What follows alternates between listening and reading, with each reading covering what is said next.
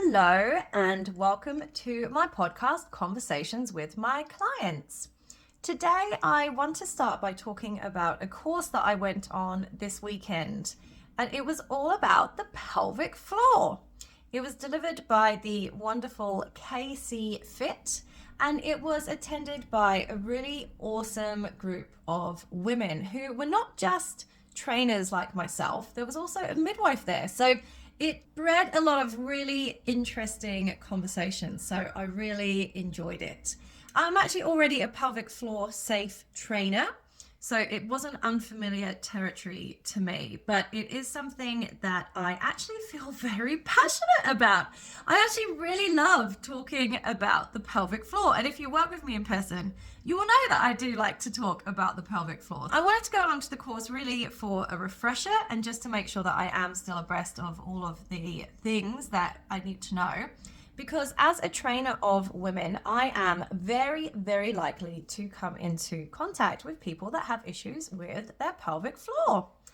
And that is because as women, our pelvic floor really goes through it during our lives. So I liked the course because it covered pregnancy, it covered postpartum, it covered prolapse, and it also covered perimenopause and menopause. And a lot of people don't realize that when we hit those years of our lives, even if we've had absolutely no pelvic floor dysfunction during our lives, we might still get it then, because as our hormones start to decrease, namely estrogen, we start to lose the integrity of our muscle tissue, including that of our pelvic floor. So you might go your whole life and have no issues and then hit menopause, and that's when the issues happen. So it's something that can affect women at all ages and stages. So I love learning about it and I love talking about it. So it was great.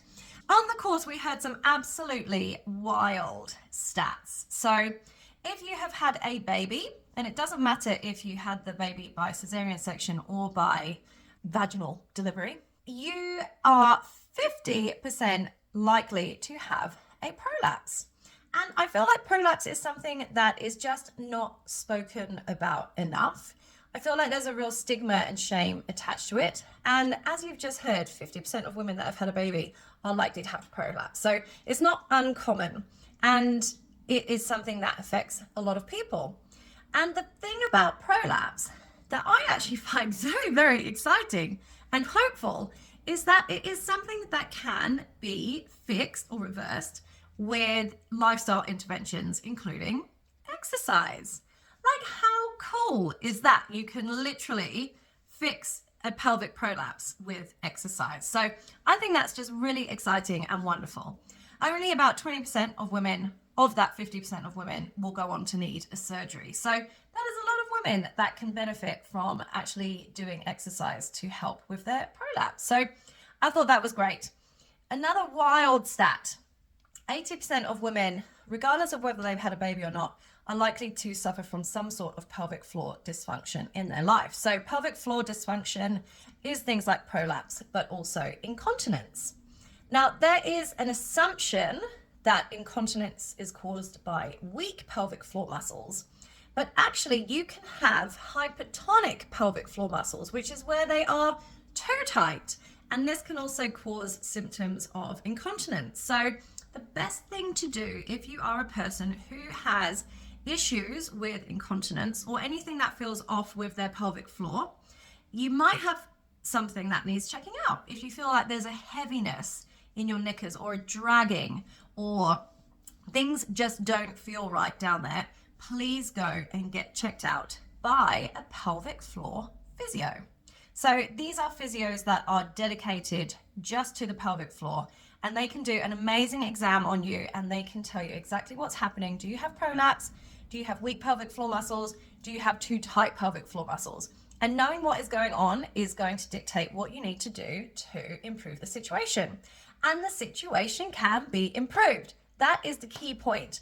Something that came up on the course, and really the theme of this podcast, was the saying, just because something is common, it doesn't mean it's normal. And that is just so relevant. And something that I was actually talking to one of my clients about this morning is how normalized pelvic floor dysfunction is becoming.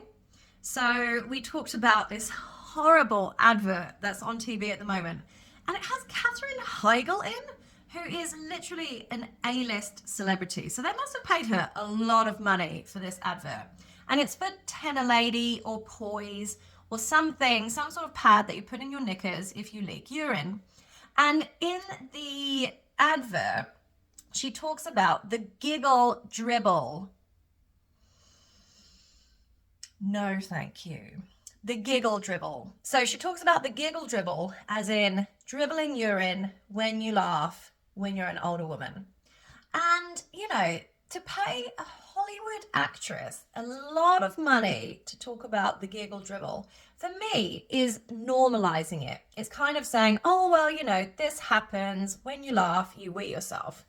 And that's common, but not normal. And it can be reversed with exercise, knowing the appropriate exercise to do because you know what the issue is. So it was really interesting because another one of my clients actually has prolapse, a bladder prolapse, and she went to her GP.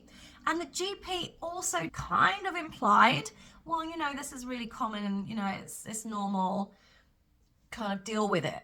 And I just feel like that's just not good enough advice. Just because it's common, it doesn't mean it's normal. So if you are a woman who is experiencing some sort of pelvic floor dysfunction or pelvic floor discomfort, if you feel like something is going on, or if it's just an area of interest and you've had a baby or you're planning on having a baby, or you are pregnant, or you are approaching your perimenopausal years, go to a pelvic health physio and get it checked out anyway and just see where you are.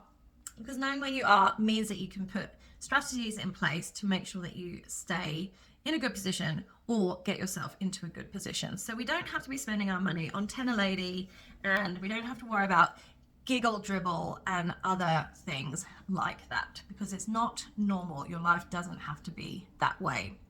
But it kind of also got me thinking that that saying can branch out into lots of other things. Like, just because something is common, it doesn't mean it's normal. Something that I'm seeing more and more of as I get older, I'm 41 now, is a lot of people just complaining about how old they're feeling. Oh, I'm feeling so old. Oh yeah, it's just normal for your joints to be cracky and achy. It's normal for you to be stiff as you get older.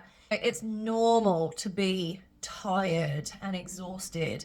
It's normal to feel shit. And it's like, no, it's not normal. It's common.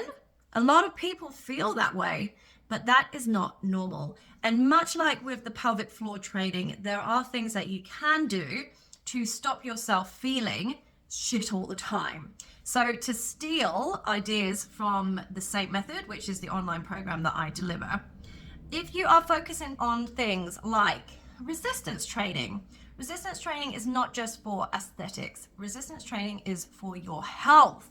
It is good for your bone mineral density. It is good for your muscle mass. It is good for your joints. It is good for your mobility. So if you are someone that's complaining about all of these things, I implore you, please start resistance training, because it is going to help you feel better. Are you moving on a daily basis, or do you have a very sedentary life? If you can we get you moving more? This is great for our blood glucose control, insulin resistance. It's good for our cardiovascular health. It's good for our mobility. It's good for our mental health. So are we a seated person, or can we get up and get moving around more? Are we nourishing ourselves with good, nutritious foods, or are we reaching for the convenient, ultra-processed stuff, not focusing on whole foods? Are we eating our veggies? Are we eating our fruit? Are we focusing on protein? Are we getting enough micronutrients? All of these things help us to feel better because they help the body to function more optimally. So we always get told, eat your veggies, it's for a reason. So are we doing these things to nourish ourselves and fuel ourselves for the lives that we lead? And are we doing things like looking at our stress levels? How stressed are we? Do we have a method of stress relief if we are a stressed person? Are we sleeping well? Are we hydrating ourselves? There are lots of things that we can be doing that can make us feel better, because although it's common to feel shit, it's not normal, and life is too short to be living that way. So if that is something that you need help with and you are feeling shit and you want to not feel shit, then do get in touch, because we cover all of this on the Saint method, which is an initial 8-week journey, but it doesn't have to stop after the 8 weeks. So if you are interested in that, just let me know. If you're interested in learning anything more about the pelvic floor, please reach out to me. I am more than happy to talk about it, because I love talking about the pelvic floor. I want more people to talk about the pelvic floor. So if you have any questions, please reach out, and I will see you next time.